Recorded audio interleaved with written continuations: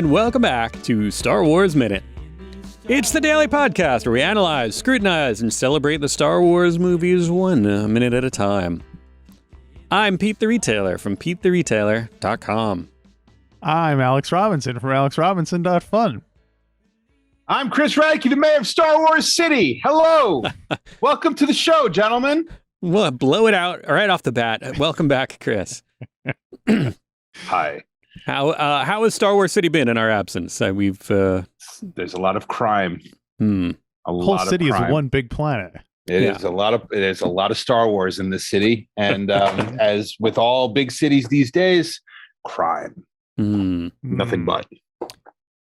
But yeah, let's not talk about that because that's really sad and depressing. Let's talk about Solo, a Star Wars story. That's right. Solo is now. Everybody should be aware that you are the very first person that we ever talked to about Solo, a Star Wars story, back in our sponsored content, Solo Star Wars story, now available on Blu-ray and digital episodes. Mm-hmm. And I'm still living off those checks. Yeah, man, that was sweet pea risotto. That's how we got there. These are not those minutes though, so we wanted to make sure you got different minutes, stuff that we hadn't talked about during that stretch. We're not going to be talking about the biggest solos. What was the gimmick that we were 10 best guitar solos ever of Han Solo? Right. Han Solo. Han Solo. Really we should tie together Han Solo with, at the end of each minute, we'll try to figure out what the guitar solo is that matches that minute. Well, it's funny you should say that because I have prepared notes all about that. Oh, that's awesome. 2 minds with one brain. Look at that. Yep. Well, let's start with minute 56 then. Minute 56 of Solo, a Star Wars story. Starts with Han saying, let's see what we got here. And it ends with Lando saying 2,000. 2,000. 2,000 creds. 2,000 flushes blue. The first half of the minute is basically, I guess most of the minute is basically just like a montage of just kind of random gambling things. Yeah, it's the card playing montage. Yeah. You got lots of funny aliens. You got nervous Psyduck alien. We'll get there. Yeah, we got all the aliens. You got Kira being like, "Ooh, things are gonna get heated up," and then you got Erlen Erlmerich or whatever his name is, doing his Han Solo impersonation. You got Erlen Half-Elven, right? Erlen Haverstad. This is something like a Nutty Professor image. John Ferrar. Yeah, so the things they say are, "Oh, great! Let's see what we got. Let's see what we got here. Oh, great hand. And sorry, close, but not quite." These all seem like they're things like they should be in like a video game or a slot machine where like when you're playing it, those are the phrases you'd hear repeated over and over again, like from the AI players. You know, they just keep repeating those AI players things. Yeah. Now generic gambling comments. It is, which is good because it's not, like you don't have to go too far into. I guess I had more notes for this maybe tomorrow. What?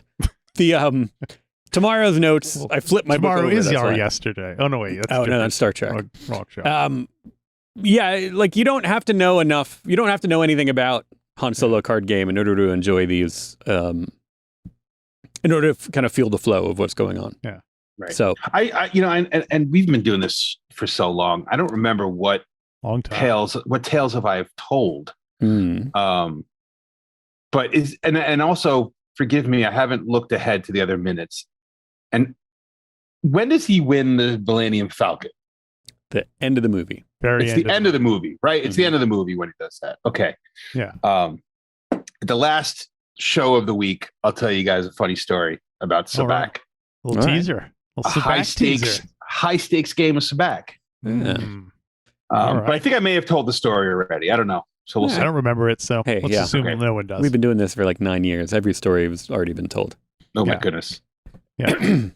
But is this the first montage that we can think of in all of Star Wars? Yes. I can't.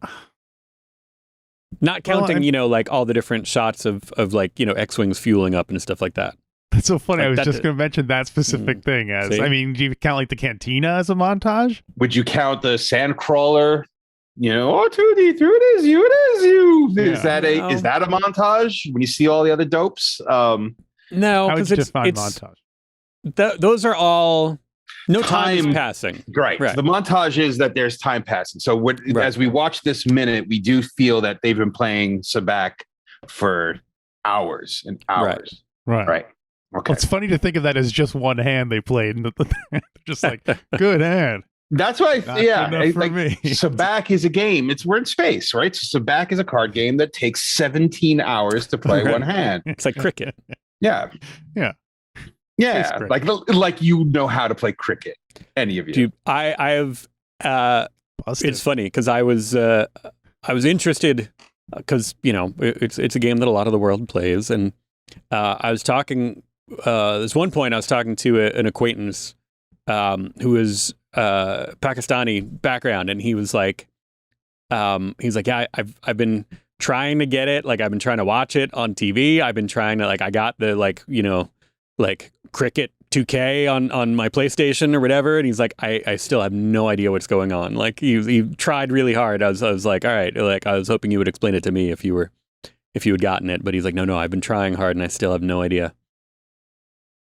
So I think it's a tough thing that unless you're, it took me years of watching football with my father-in-law and his friends to understand a lot of the basic rules. And there's still like, at least once a season, something will happen and be like, what the heck was that? And they'll be like, oh yeah, that's a, that's a cricket move. Yeah.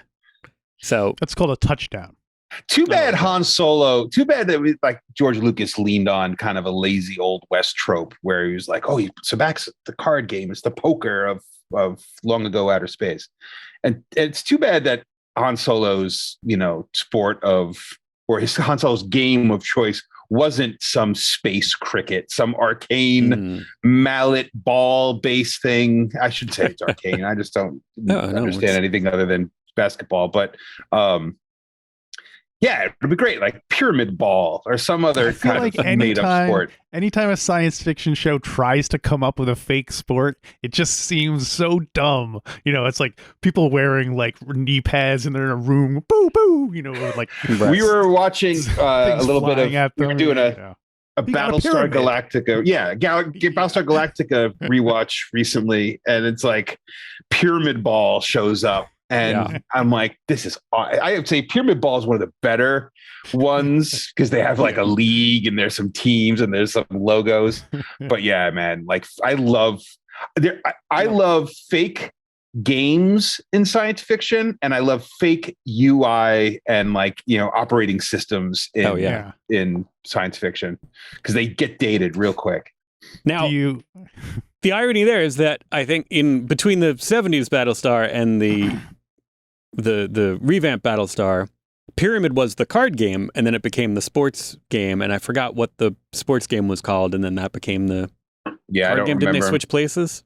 I don't recall. I don't remember much of Battlestar 70s other than the Triad, maybe? The three-mouthed lady. Yeah. I think the sports one was the $10,000 pyramid. The cards one was the $25,000 pyramid. No, the card one was pyramid ball, and the sports one was $25,000 pyramid. Got it. Okay. And then it switched. Triad was a card game from Battlestar Galactica, the reboot, and the original series. It was called Pyramid, the card game.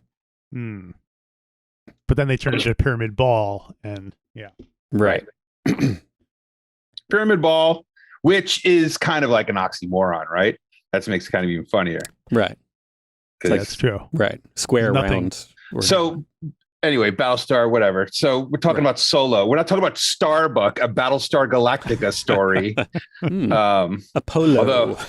A Star Wars. A Starbuck story. So they're playing cards. They're playing Sabacc. We're finally getting to see Sabacc in IRL. Yeah. Sort of. Right. Although I didn't actually write it down, but we've brought up the licensing issues that they had with Sabacc because they They weren't allowed to market it as such. Right. Okay. So fill me in because I haven't been keeping up. Right. So I know that it was when the movie came out, you could buy the Han Solo card game. Right. And I know the irony of that. You guys have been calling it that. I'm sorry, listeners. Give me the 5-second version. Well, I just read more about it earlier, so that's handy. What is it here? Is West End Games own Sabacc? Is that what it is? No, a different, similar kind of company. Nerd bought it. Wait a minute. Where's the Sabacc? Okay. Where's behind the scenes? Now it was. Well, we'll talk about this later about the origins. But for a while, it was a common thing that they used in the the old EU, and but they never trademarked it or anything like that. Lucasfilm never jumped on it. So an enterprising youth. Yeah, Renton Ventures.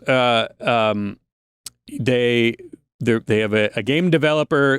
Sabacc Creative Industries used the name in 2015. They used it for a mobile app game, which basically playing Sabacc. Like it was like they mimicked the gameplay rules of the Star Wars card game.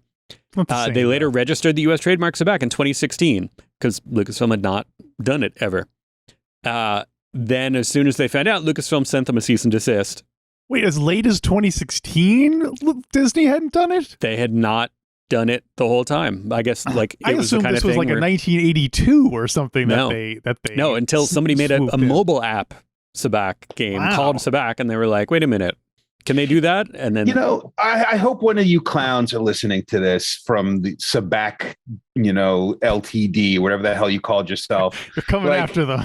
Yeah, seriously, man. Like, I get it. You were smart and clever, and you're the same thing as the dude that bought Madonna.com. But at the end of the day, right, exactly. So I think at the end of the day, like, you clowns, you robbed everybody of now like a real Sabacc game. Instead, we've got stupid Pwent or Pwenk, whatever the Witcher card game is. So like. Come on, man. All these poor suffering nerds who don't get to play an official Sabacc game. Right. They had to play Han Solo card game. I don't want to play Han Solo card game in that box.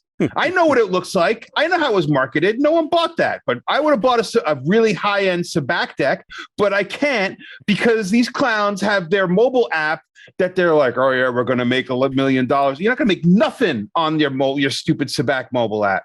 Give it up. Give it back to the fans. I've got good news for you. Okay. There were they listened. Corresponding lawsuits back and forth. Disney sued them. They sued Disney back. Blah blah blah. And then they finally settled it all, and Lucasfilm was able to trademark Sabacc in August 2018. So happy ending. Happy ending. You can now, if you go to Galaxy's Edge, you can buy an official Sabacc deck, which is high end and looks fancy and says Sabacc on it. That's what I want to do. Thank you. Let's go right now. I'm glad it worked out. You asked for it, they answered. They did. So there's that. And the best is like I'm getting all raged. I'm like, you better listen to Disney, man. Yeah, it's really like who am I rooting for here? But I'm rooting for Disney, man. Completely. When the wars start and the corporations become nations, it's very clear where I'm going. I think they should do a reboot. Instead of being a smuggler, Han Solo should be a designer and manufacturer of underground card games based on other people's IP. Or like a video bootlegger. No. He creates a card game that is kind of rights free. So it's a card game where you could do anything and play anybody.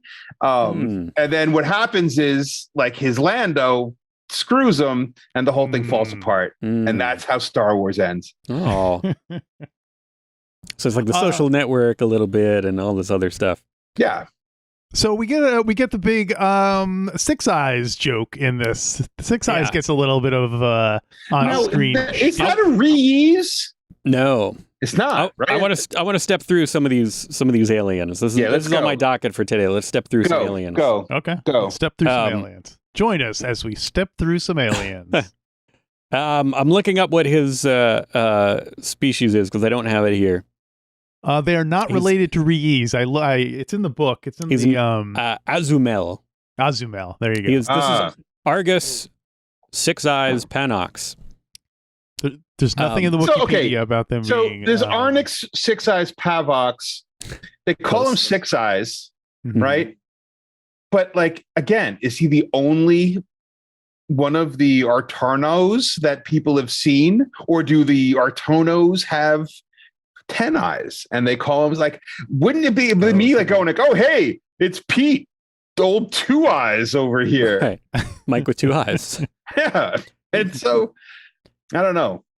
Maybe it's like at a certain point you can choose. You can groom your eyes and get rid of ones you don't want. And so like he's like, I went with Six Eyes. Everyone calls me Six Eyes. You know, and someone else is like, that's lazy Star Wars naming.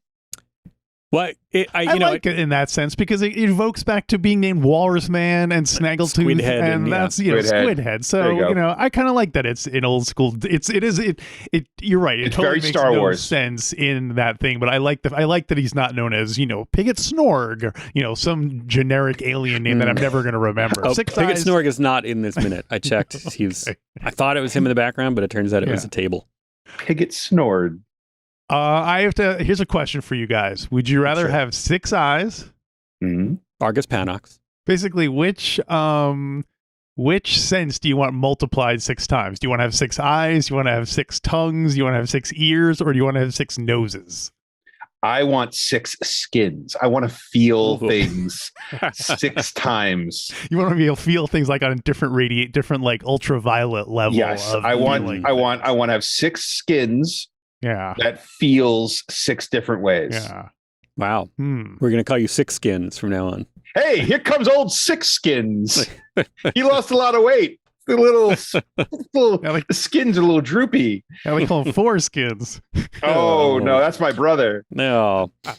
I think I don't know. I'm tempted to say eyes. But like my eyes are great, so like I'm not, like my hearing is failing a little bit. Yeah, so. I know. Okay. My eyes are great. Hey, I'm saying I've never had. What's my hockey?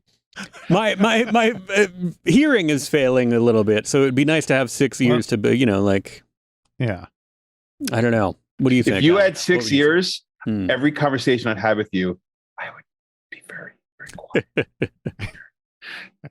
And I'd be like in the other room back, yeah. Do you think if you had 6 ears, you could also like divide your attention between like, could I be listening to you guys, but also one of my other ears be like listening to like a radio or something? And that's the thing. Or like you want something that you can close. Yeah. Now if I had 6 ears, within the first week, I would have damaged at least half of them because immediately as soon as I had 6 ears, I would go get the biggest carton of Q-tips and just be like, yeah, I can't stick things in my ear. I would dig brain out of those ears. I couldn't help myself. I would just be like, yeah, next. Oh. Well, that's kind of good in a way because then you'd have 2 ears that you could just totally destroy and you'd still have 4 ears left to do stuff with. That's basically what I would do. I would just be like, jam it in. Like those are my concert ears. You put earplugs in the other ones and leave those ones out when you go to like a loud show or I wonder if it's like microphones where like one ear could be specifically designed to hear stuff that's like really far away or, like that kind of a thing. Like, no, it's all the same you're hearing in all the ears. It's just 6 times, but there's a delay. Do you think if you went with 6 tongues, would like your mouth just be like, you'd be like Squidhead basically? You just sound like you'd be looking at like a octopus in your mouth. Like Zoidberg. Everybody. Why not Zoidberg? I would be in pornography if I had 6 tongues. Also, I want to point out that 6 Eyes is wearing a jacket made of Nerf leather. Oh, so there you go. Soft and spongy, and man, like it just all stacks up because Nerf tenderloins is one of my favorite EU dishes. You think if you fall down in like a Nerf jacket, does it like protect you because it's like a cushiony, rubbery? No, that's a different Nerf. Oh, okay. Boring. It's a different Nerf. Nerf in this case, Alex, is a space beast. Space beast, I'll say. Well, apparently, I just clicked on the Azumel, which is the species that Six Eyes is. Yeah. And during the High Republic era, Jedi Master Chibaba Six Eyes. Chibaba was an Azumel serving the Jedi Order at the temple in Alaris Prime. They affectionately referred to him as Six Eyes. Yeah. All these jerks are known casually as Six. Oh, here comes old Six Eyes. Here's somebody else that we see. Let me sound this out here. Susout volupicite. Susout volupicite. Yeah, that's the one with the fishbowl. Not sent back to his home dimension, unfortunately. In that. No, Susout. Yo, Susout. Susout volupicite is the ram, the one that looks like a ram goat man. All right, the guy gets mad and he gets upset and walks away. Yeah, he bails pretty early on this. I get mad. Everybody gets mad. That guy's the greatest of all time. He is so yeah, he bails out and then becomes a spectator pretty early on.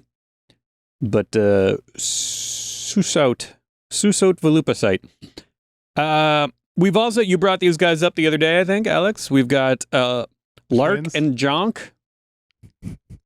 Not to be confused with Fode and Bede. No, they're similar to Fode and Bede, but different. That's very offensive. These are Danzikins. I can't even believe you're saying that, Chris. Hey, man. So you got two heads. I know you're putting on a character and being offensive. Two heads. I don't care if one's got feathers. You got two heads.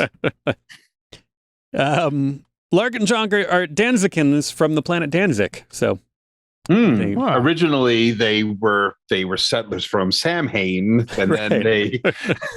But they never really kind of fit in with everybody. They were always misfits. These guys. Yeah, so they did their own thing. Lark and Jonk. Lark and Jonk there's some great behind the scenes photos of Lark and Jonk because there's people puppeting them with sticks, which is kind of neat. Yeah, all of these, notoriously perhaps the Six Eyes fooled me and fooled a lot of people apparently into thinking that he was a computer generated character. He was not. This is all practical effects. These are all puppets and animatronics and. This is all really in the room. So. Oh wow, that's great. That was a great use of budget in this big key scene. You guys are both gaming. It sold nerds. Me.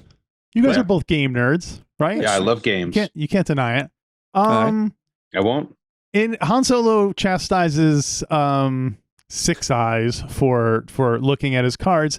Is it the player's responsibility to shield the cards, or is it you know what I mean? Like. There's a certain point where if someone's being sloppy with not hiding their cards, then it's your own damn fault. Yeah. So do you think Han Solo's in the right here, or is that just? Nah, I think Han Solo just playing it for gags. Okay, yeah, it's an easy joke. It was an easy joke. It was him just being racist. Because the one eye does look at separate from the other ones towards him. Yeah. No, so, I mean, he's like, hey, stop looking at my card. I mean, I like Six Eyes is just kind of mute, like, it's like when in a sitcom where someone says something to one of like the extras and they just go like, oh. Like they just do a silent kind of pantomime reaction because they can't. Well, they didn't want to pay Six Eyes extra for that day, so they're like, no, don't say anything, just react. Do not speak, just look with that one eye. He was trying to get his SAG card, and they were like, can't act worth a darn. Yeah. So, I would say I was not looking at your cards. That's cut, and then Ron Howard comes out and like, hey, listen, man, you can't be doing this. So it's a good Ron Howard. Thank you. Hey, Podsy. That's my Ron Howard. I've been working on that since the 70s. What other aliens do we see, Pete? We've got Glaucus the Octoroid. Glaucus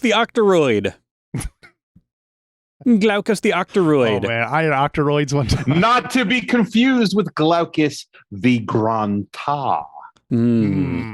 Different Glaucus. Yes. Glaucus also goes by the name Big Guy or Big Eye. depending. It looks a little D&D-ish. He's got kind of like a almost like a pewter-looking kind of face with a big eye in the middle with eyebrow kind of ridge and like a little neck thing with tubes coming out of it. Yeah, almost like a beholder, but with not really tentacles. Does he have? Yeah, he does have 2 tubes, so this could be copyright infringement on Adiro 2 tubes. No. He was very much like he pulled up onto the bar in his Spelljammer ship, and he was all looking pretty tight. He's like, "Hey, everyone, I'm 2 tubes." Like, we already got a 2 tubes. Can we call you Big Eye instead? Big Eye, or Big Guy? Big Guy.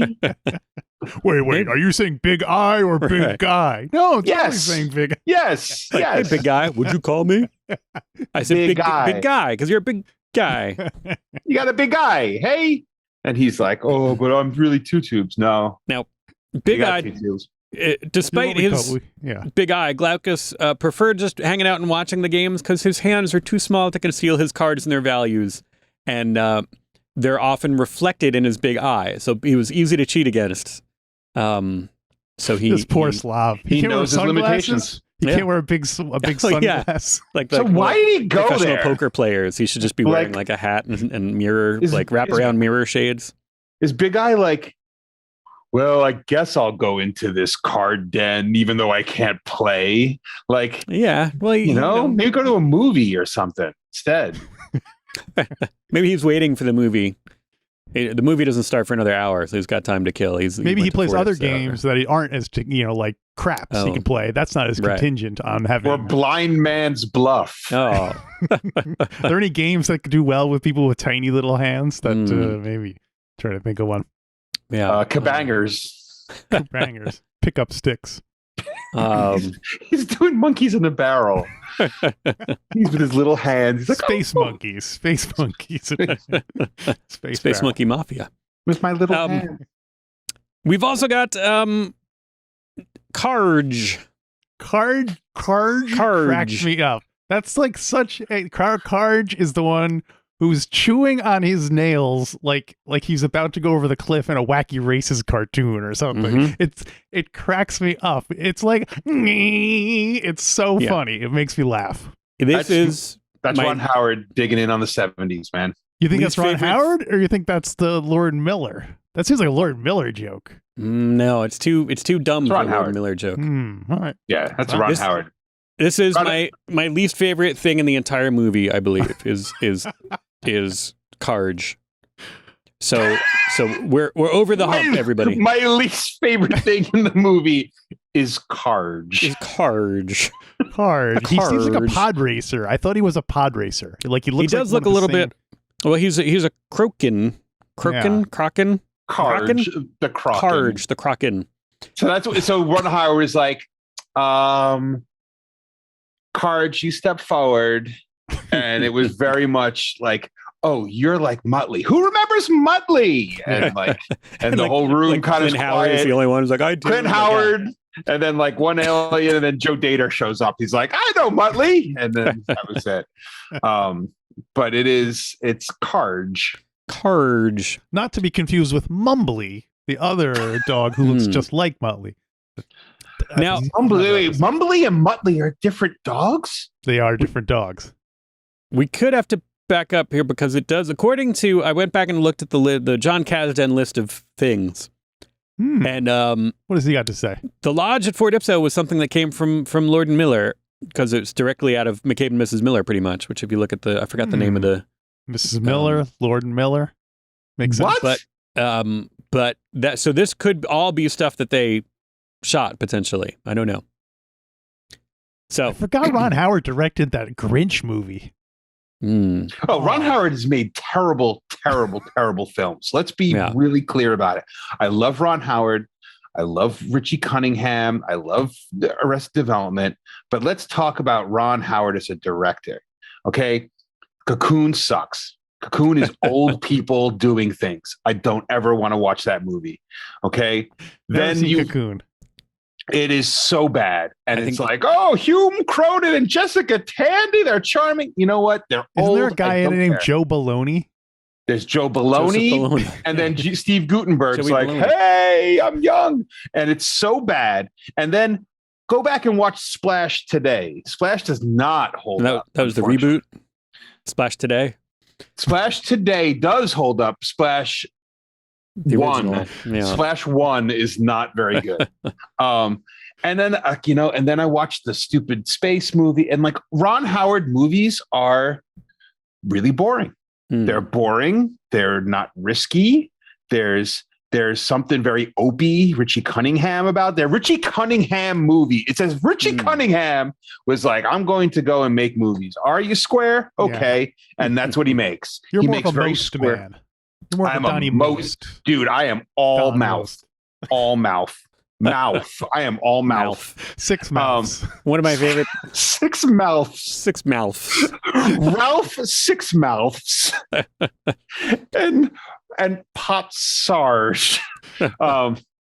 But yeah, that whole like Ron Howard. How awesome would it have been if Ron Howard worked in a bunch of cameos for a bunch of Happy Days actors? He should have. Fantastic. He should have. You should have at the very least when they walked into that bar, Malf, Potsy, and Fonz all should have been there as old men doing something. Right. But no, we get Targe. Carge. The Carge. Well, at least we didn't get Bayo, so I think we dodged a bullet there. Yeah, Bayo. It was the.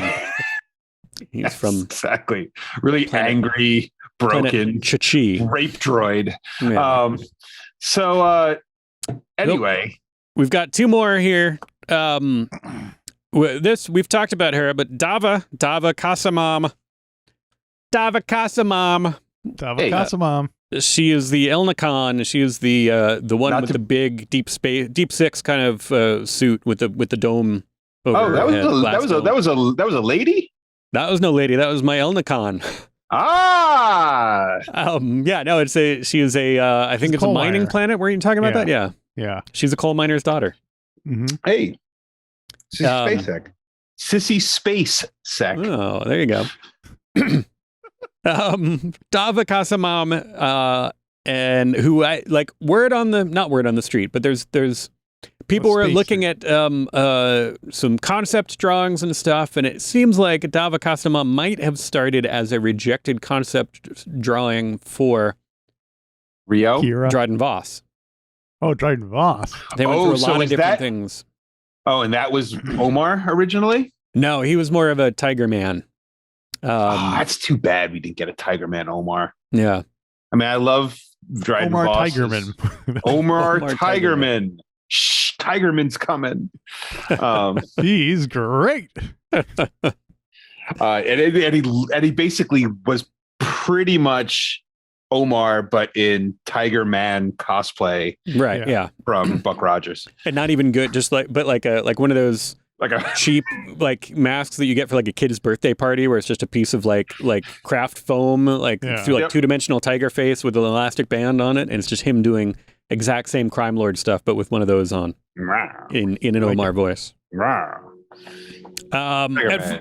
Finally, I wanted to talk about the dealer, the person, the being, creature who is dealing the cards here at this Sabacc game. Lobot.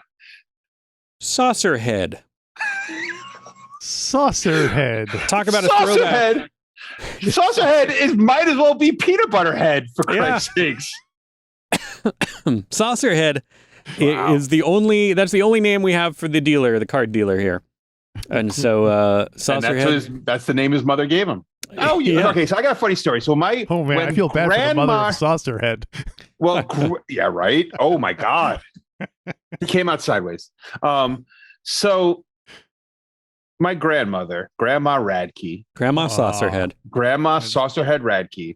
Picture you in a wig now. She when my father was born, she said she's holding the child. And I feel like this is what Saucerhead's mom did. That's why I'm bringing this up. Grandma Radtke, she just gives birth, and my old man comes out, and she's holding this newborn. She holds in his hand, and she goes, "Oh, he's as cute as a button." And from that point on, my old man has been known as Buttons Radtke. Wow. You meet some guy that knows my old man from the old neighborhood, he's like, "Hey, Buttons!" Buttons Radtke. Wow. Then when Buttons' little brother was born, she's holding this little chubby guy and she goes, "Oh, what a cute guy." And she named him Guy. So I think that basically Judith, or whatever her name was, gave birth, and she's like, "His head looks like a saucer." I'll call him Saucerhead. Saucerhead. That's the thing. That's or their last name Head, and she was just like, "Oh, he looks like a saucer." And because my name is Judith Head, I name my son Saucerhead. Saucerhead. That might be. I think actually that is what it is. Which that could just be a nickname. Like his real name is like Irving Head, but they call him Saucer because he wears a. No, it's actually Saucer. The joke's failed. Cut that. Edit that out. Maybe not. Yeah. Along the continuing a theme, Saucerhead was a rejected design for Enfys Nest. And they redid it through a page full of concept art, and they're like, all right, not that one, and that one then got reused. So Saucerhead is the ominous spy that's coming in and watching. No, right? No. That's a different character altogether. That's a different Enfys Nest. Saucerhead is at the table as a dealer person. Okay, because Enfys Nest looks like, I thought that was Enfys Nest when I was watching this again. There are 3 villains that have very similar masks in the movie, which so when you all right, and again, I haven't been keeping tabs on things, but revisiting this movie is I very much enjoyed Solo, a Star Wars story, when I saw it, but on repeat viewings, this is every one of the Star Wars movies that every time I see it, I like it less.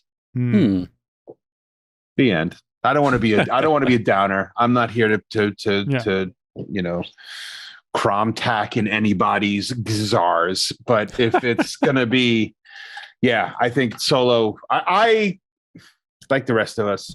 I like, how bad was that Lord Miller movie? Could it have been really that horrible? Well, never. Just creative. Did you have a guitar solo thing you wanted to do? Oh, are we at the end of the show? Yeah. Okay, so at the end of this episode, if you can come back tomorrow, let's do this now, and then we'll keep going tomorrow. I will check with my wife, but I think I can play. So, nice. So Solo, we should be thinking about each one of these minutes, which is a famous guitar solo that should be playing in the background. And for this one, it's the coincidence is it's my favorite guitar solo of all time. Oh man. Care to hazard a guess what it is? You'll never guess. I can't decide if I should go on brand and say, oh, it's some AC/DC thing or something, or it could be like Christopher Cross's Sailing has the best guitar solo of all time. The greatest guitar solo of all time, Baker Street.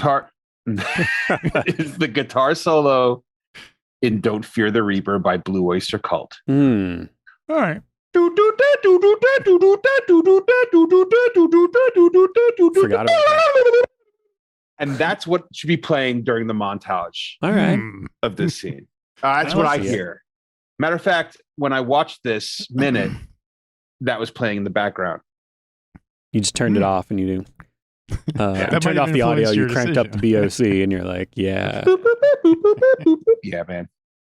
You know what? I'm ready to do the Stoned Age minute if anyone wants to join. So that's nobody. I don't think anybody's doing that yet. I know no one has done it. So if anyone out there in the minutes by minute community wants to do the Stoned Age minute with your boy, I'm accepting auditions. Stoned Age is better than Dazed and Confused. Oh, I was thinking of that one. What's the one where Jack Black and Michael Cera are cavemen? Stone Age. No, that's like one Stoned Age or something like that. Yeah, right? So the Stoned Age was a straight to DVD movie that there's Dazed and Confused ripoff that is better than Dazed and Confused. The Hydrox, and it stars a young Clifton Gonzalez, who then eventually realized. No, Clifton Gonzalez is an amazing actor who eventually realized that your jokey fake name is not going to get you anywhere in Hollywood. He is now known as Clifton Gonzalez Jr., Clifton Collins Jr. He's in Westworld. He's in 100 things. He's like a very esteemed, excellent actor. But go watch The Stoned Age. It's basically it's about two heshers who really love Blue Oyster Cult, and they drink schnapps, and it's like LA teenagers going wild. China Cantner is in it. And the best part about it is the Buse Deuce is in it, Jake Busey. Oh. So again, this is my pitch. Anyone out there wants to do the Stoned Age Minute, I am ready to do a minute by minute podcast with you. All right. Wow. Chris laying down the gauntlet. Laying down the gauntlet. If that comes to fruition, you know where you're going to find it? Moviesbyminutes.com. That's where all the Movies by Minutes shows are listed, all the ones that we're aware of. Yeah, I'm accepting auditions from anybody within the Star Wars Minute Listener Society on Facebook, except for Ezra Sherman. Ezra Sherman do not apply. But everybody else, if you want to take a stab, we'll talk. All right, yeah. Talk to Radtke, let us know. And hey, if it gets going in time, maybe we'll also see you at the Movies by Minutes gathering in Philadelphia. Orgy. Philadelphia. When is that? When is it? It's in August. In Philadelphia, Pennsylvania. Only a short drive for you. So I would love to go. Let me know. Keep me abreast. Yes, I 6 breasts. I believe the current tentative date is August 6th. Could be wrong. I got to look at my calendar right now. If that is the real deal, I am there, dude. I love Philly. I lived in Philly. You got some time. But everybody else, you also have time because we'll be back tomorrow with a brand new episode of Star Wars Minute. Star Wars Minute.